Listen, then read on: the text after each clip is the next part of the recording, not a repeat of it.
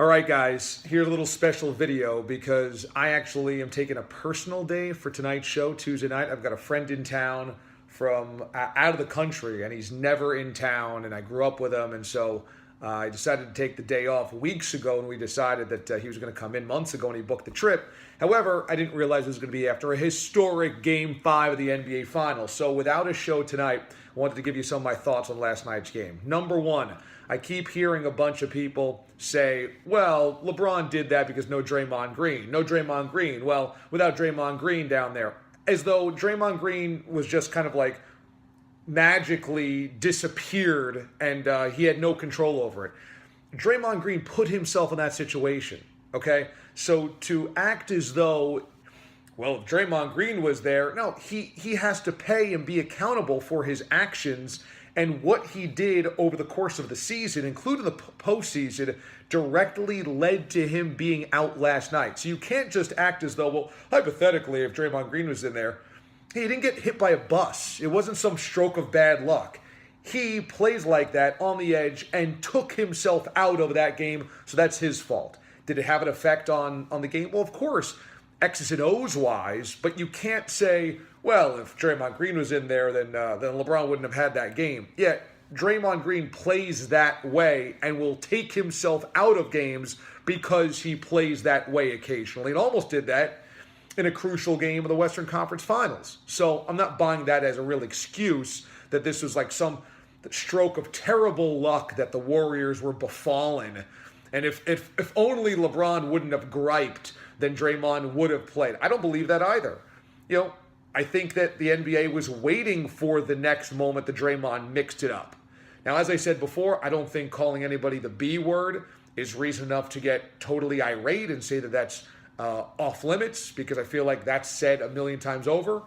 But there are other reports out there that Draymond talked about LeBron's mom in a way that Delonte West may have known her and referenced that. And if that's the case, yeah, that is past the line. So anyway, I'm sick of the Draymond thing, but I don't find that to be an excuse that the Warriors were given this kind of stroke of bad luck. Number two, I hope that there are moments like last night where the LeBron haters realize their arguments are so stupid. You know, to keep saying, well, he's not Michael, he's not Michael. Yeah, neither was Magic, neither was Larry, neither was Russell, neither was Kareem. We're just going to deal with like there's not another Michael. But last night's 41, 16, and 7, was it? Is another crazy performance by LeBron in a crucial spot. And I tweeted out a piece that I wrote last year before the NBA Finals, before an epic NBA Finals for LeBron, about all of the moments he came up huge in clutch spots in big games.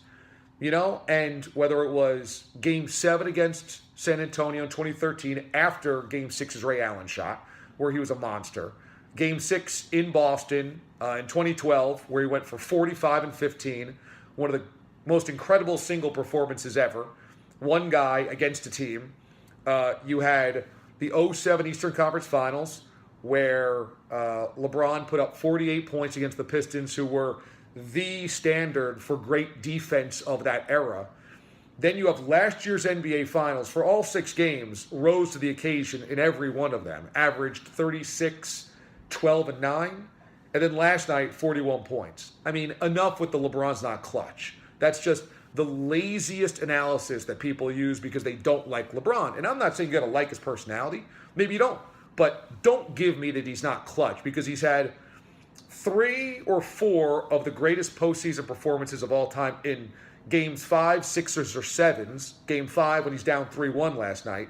On the road against a 73-win team that plays pretty good defense itself. So come on. Oh, and the best individual NBA Finals anybody's ever had last year in a loss. Number 3, Kyrie.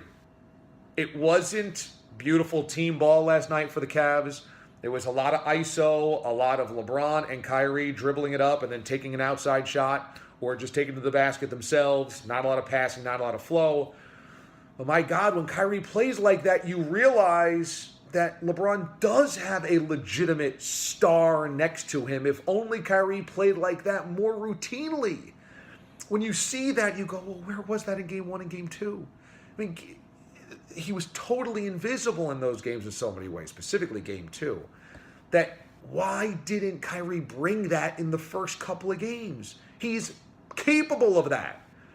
But either way, Kyrie was just a man. That was just a man's game, high road game. If the Warriors family is still griping about LeBron taking the high road. So just an incredible performance by Kyrie. And that leads you to believe that, you know what? Cleveland stands a good chance at winning Game 6 at home if Kyrie is able to play like that. Now, I realize that's a historic performance. 2 teammates, 41 points. But that potential exists.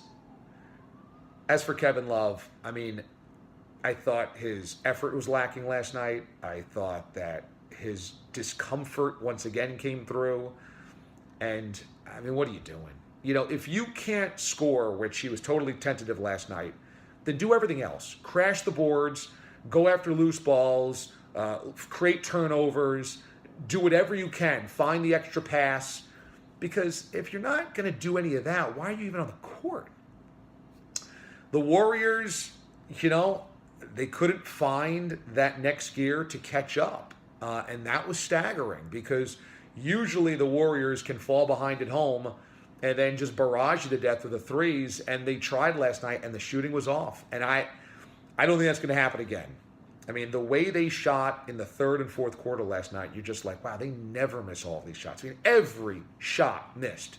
But they were lackadaisical as well. They were scattershot. They weren't in a flow. And the Warriors have a tendency to let this happen, to think that they can just bomb their way out of things. And when those shots don't fall, they can't. They can't do that unless they work hard on offense. The Cavaliers, I've told you Cavs fans this before.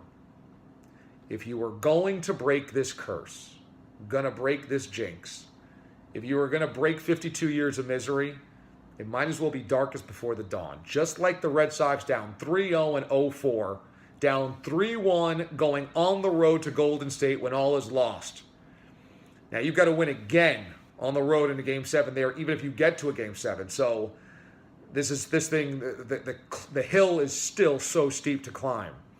But if you're going to do it, you don't sweep.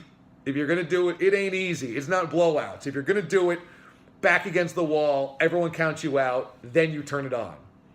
And finally, Steph Curry, who's been underwhelming in this series. Could you imagine, speaking of LeBron, if LeBron had that series? Could you imagine, even if he was up 3-1 or 3-2 in Steph's his exact situation, if LeBron missed all of these shots and was not clutch and didn't come up with big shots at the end of the game, or were just kind of like meandering through these games and his teammates were doing everything, and it was Draymond or it was Clay or it was somebody else, could you imagine how LeBron would take it? I mean, he would get smashed. So Steph might not be 100%. I've said that throughout the postseason. I never thought he was going to be 100% after injuring that knee early. But he's also not bringing it. He is also not even close. And if they lose this series, obviously he's going to get a ton of criticism. They're far away from that. I mean, I still think they end up sewing this thing up in either 6 or 7. But, gosh, Steph, if LeBron was doing what Steph is doing, he would get annihilated every day. And Steph's benefiting because his teammates are just really good. His coach is really good. His bench is really good. They had a 3-1 series lead. They had 2 shots, still have 2 shots at home to wrap it up. So he's kind of skirted it a little bit. Finally, when I'm back tomorrow, because I'll be back Wednesday, and then, of course, the Chicken Challenge Thursday, Friday for the Chicken Challenge recap, and, of course, the Game 6 recap. What we know is I've also got to get to this OJ Made in America thing because I watched part 1, just finished that, and pretty good. And my biggest takeaway is I don't think that OJ was faking it when he was so gracious to his teammates. That scene in the 70s when after he rushes for 2,000 yards, and Frank Gifford is interviewing him, and he demands that his whole offense is in there, quarterback, wide receivers, offensive line, and he introduces all of them by name. I know some people have said that came off as fake. I didn't think so. I think it's fascinating that at one point he could be that gracious and team driven, and then later on in life just become kind of like the craziest, self-absorbed, celebrity-stricken, maniac. That's what's crazy. He seemed so chill and balanced back then. But I guess maybe there was always shreds of it being imbalanced. But it looks like it's going to be really good. I didn't watch the miniseries. That's from Mraz because he likes David Schwimmer and Cuba Gooding Jr. And I can't do that. But this thing obviously looks awesome. All right, that's the video recap for today. Since you're not going to get a DA show with DA tonight, but I'm back at it Wednesday. We prepare for the Chicken Challenge and game number 6. Long live the Bayou Bear. He's coming for you, Mraz.